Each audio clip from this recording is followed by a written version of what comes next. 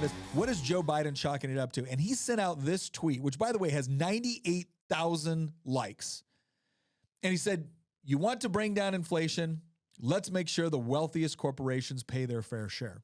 Now, one of the things that we try to do on this podcast, right? You've heard of a straw man argument. That's where you create like a weak version of your opponent's argument and then knock it down. We try to do what we call the steel man argument, which is to say we try to give it the best possible, interpretation possible, so we can then go through and analyze it. Yeah, if we wanted to set up a straw man argument, we would have come up with this. This is what we would have said. Like he did it for it, and I'm sitting here going, this is about the closest thing you come to a non sequitur, right? You want to bring down inflation? The government needs to take more money from people. What? I mean, the whole reason why. Let's ask this question: why do corporations, and oh by the way, everybody else why is there a lot more money in circulation right now? Was it because corporations went down to their basements and started cracking out, dollar bills based off of their printing presses?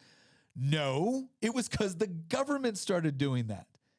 Like if he wanted to come up with if he wanted to come up with a answer that would have been absolutely true, that would have like dinged Republicans, he would have come out and said, Federal Reserve printed trillions of dollars during the last administration. And you know what? That would have been accurate. But to come up with this, like we're going to bring down inflation by taking more money out of the private sector, that is patently absurd, verifiably false. What he's insinuating is that it's corporations that are causing the inflation. And I am no fan of the Libertarian Party, but I'm reading this reply tweet from the Libertarian Party of Tennessee. Yeah.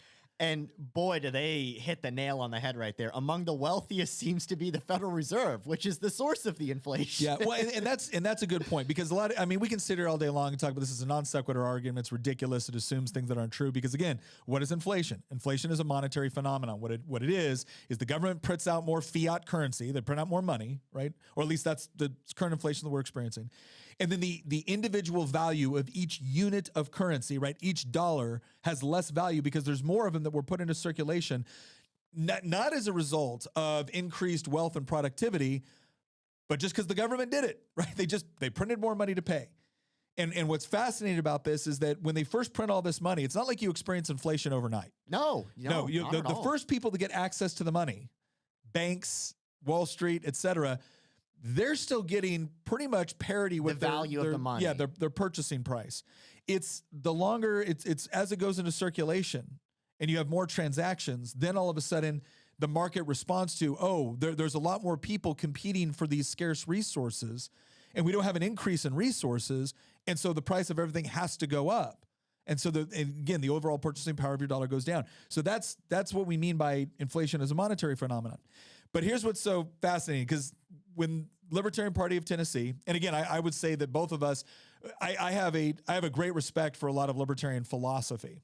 Small L libertarian philosophy. I consider myself to be a very liberty-leaning, conservative. But when he says among the wealthiest seems to be the Federal Reserve, I think a lot of people look at me like, what does that even mean? Like, what does the Federal Reserve actually have? Well, Christian, let's take a look at their balance sheet. Charts. So let's look at the balance sheet for the Federal Reserve. So we pulled up and explain what this means. So this is the trick that politicians do. They take a subject that is incredibly important, that is also very complex and difficult to understand, and then they gaslight you into believing complete nonsense. It's not corporations that do this. It's not the evil, greedy, rich people.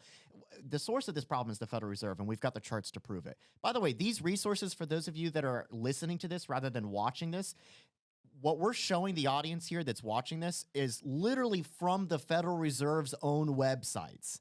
These aren't, they're not coming from us. They're not coming from, Reason Magazine. They're not coming from Cato Institute or Heritage. This is from the Federal Reserve. So here's what's called their balance sheet. This goes back to 2008. The Federal Reserve balance sheet is basically how much money do they have. When we say printing money, we don't necessarily just mean literally printing money. The Federal Reserve can create money electronically, and then they can go out into the market and they can buy assets. Usually it'll be like treasury bonds, or it could be corporate bonds. And when they purchase those things, that's called increasing the balance sheet. And so what happened before the 2008 crash was the Federal Reserve's balance sheet was about $900 billion. And if you go back here, you can see it right before the crash, it gets to about $900 billion.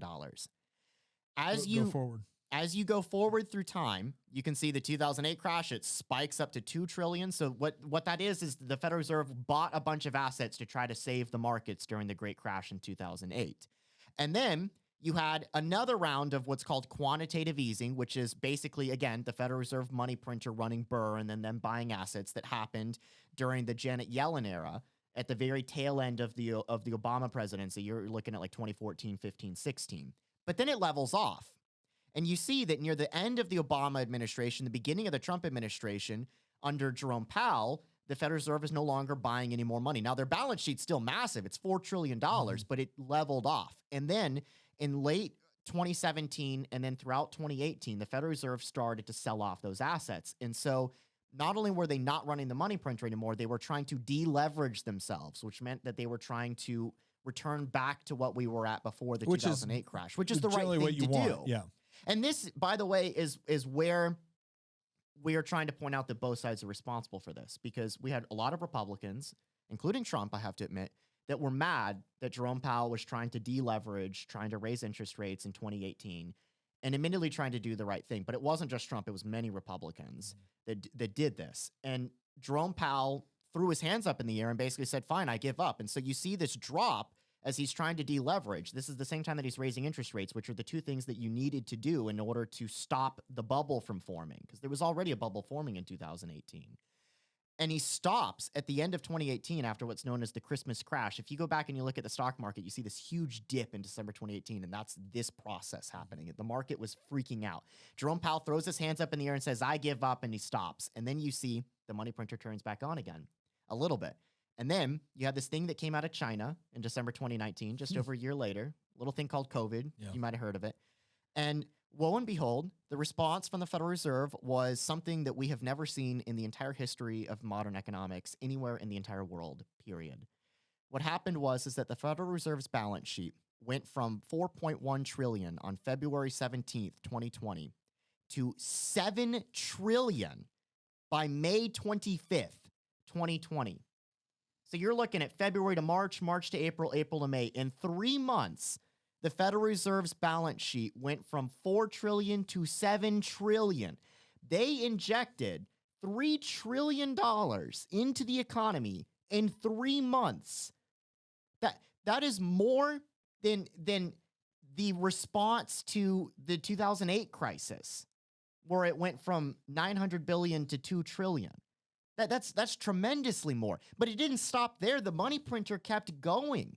It continued for the rest of 2021 into 2022. The Federal Reserve's balance sheet just went up and up and up and up and up until finally it got to $8.9 trillion, where it currently stands today. And now Jerome Powell is trying to deleverage. Well, good luck with that, buddy. Yeah. And what's important for y'all to understand about this is that, again, as people... This illustrates the absurdity of this idea that the government just hasn't taxed corporations enough, because that would stop inflation. Like that, it literally has nothing to do with it. So for the person at home that looks at this chart, that's watching or that's listening, though, they might see this chart. By the way, again, you can go to the Federal Reserve's, just Google Federal Reserve balance sheet and you can find this chart.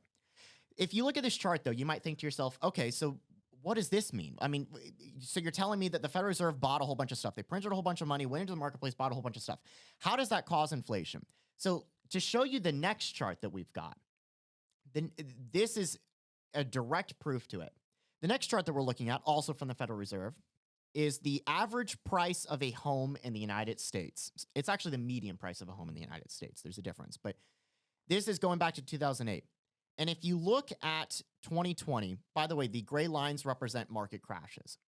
So look at the average home in the United States, say at the beginning of 2020, like January, Q1 of 2020. The average home price in the United States at the beginning of 2020 was $329,000. Look at what happened after that. You see a dip where the COVID crash happens into Q2 down to 322. And then look at what happens after that. It goes up and up and up and up and up and up and up until finally it's $428,000 for a median house in the United States. Now, if you want to go back to the previous balance sheet, Gosh, doesn't there look like that there's a correlation? It almost like there's a there? correlation between just printing trillions of dollars. Why is it that at the exact moment that the Federal Reserve started to print $5 trillion in the span of 24 months, why is it that this spike right here is almost directly correlated with the spike in home prices? And there's proof of this, by the way, if you go to the third chart that we've got, which is the M2 money supply.